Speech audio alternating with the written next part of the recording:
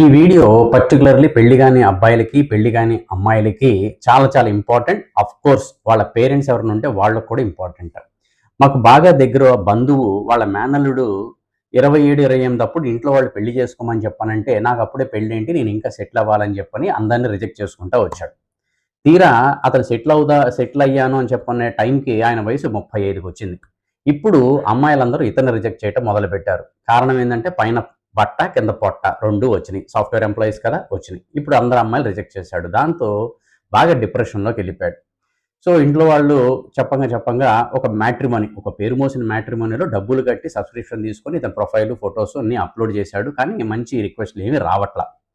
But finally one lucky డేనో, అది bad డేనో తెలీదు. ఒక మంచి అందమైన అమ్మాయి ప్రొఫైల్‌తో ఇతనికి రిక్వెస్ట్ వచ్చింది. ఇతనిని లవ్ చేస్తున్నట్టుగా, ఇతన్ని పెళ్లి చేసుకుంటా అంటున్నట్టుగా అతనితో చాటింగ్ చేసింది. ఏ రోజు ఒక ఫోన్ కాల్ లేదు, ఒక వీడియో కాల్ కూడా లేదు. కంటిన్యూస్‌గా చాటింగ్ చేస్తూనే ఉంది. అవతల వ్యక్తి అమ్మాయో, అబ్బాయో కూడా తెలీదు.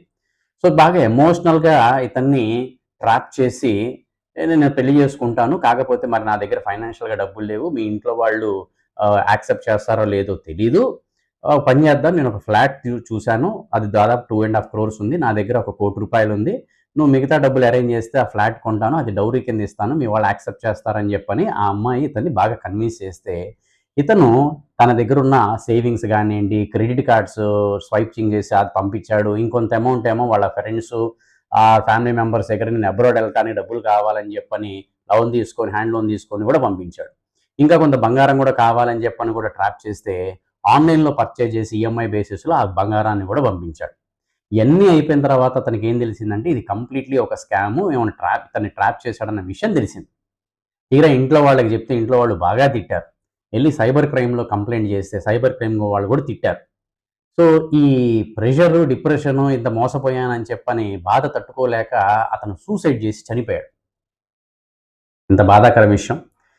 సో, ఇక్కడ అమ్మాయిలకైనా, అబ్బాయిలకైనా నేను 2 విషయాలు చెప్పదలుచుకున్నానండి. ఒకటి, ఏ వయసులో చేసుకోవాల్సిన ముచ్చట ఆ వయసులో జరగాలి. ఏ వయసులో పెళ్లి చేసుకుంటే ఆ వయసులో పెళ్లి చేసుకోవాలి. ఇంకా సెటిల్ అవ్వలేదని చెప్పని 35, 36, 40 వచ్చేదాకా మీరు వెయిట్ చేస్తే తర్వాత ఎమోషనల్‌గా మీరు డిప్రెషన్‌లోకెళ్ళిపోవాల్సిన పరిస్థితొస్తుంది. 2, ఇలాంటి మ్యాట్రిమోనీ సైట్స్‌లోనో, లేదంటే ఇవాళ డేటింగ్ యాప్స్ అని చెప్పని నంబర్ ఆఫ్ వచ్చినాయి. డేటింగ్ యాప్స్‌లోనో, వాట్సాప్‌లోనో, ఇన్‌స్టాగ్రామ్స్‌లో అన్నోన్ నంబర్స్ నుంచి చాటింగ్‌లు చెయ్యొద్దు. అవతల వ్యక్తి ఎవరో తెలీదు. అమ్మాయిల ఫోటోలు పెట్టుకొని, అందమైన అమ్మాయిల ఫోటోలు పెట్టుకొని మిమ్మల్ని మోసం చేస్తారు. సో, కాబట్టి దయచేసి మీరు ఆన్‌లైన్‌లో మోసపోవటం చెయ్యొద్దు. డబ్బులు పంపించడం అసలే చెయ్యొద్దు. జాగ్రత్తగా ఉండండి. అమ్మాయిలకైనా, అబ్బాయిలకైనా చెప్తున్నా. పేరెంట్స్ కూడా మీ పిల్లలకి ఇది ఎడ్యుకేట్ చేయండి. లైఫ్‌లో డెసిషన్స్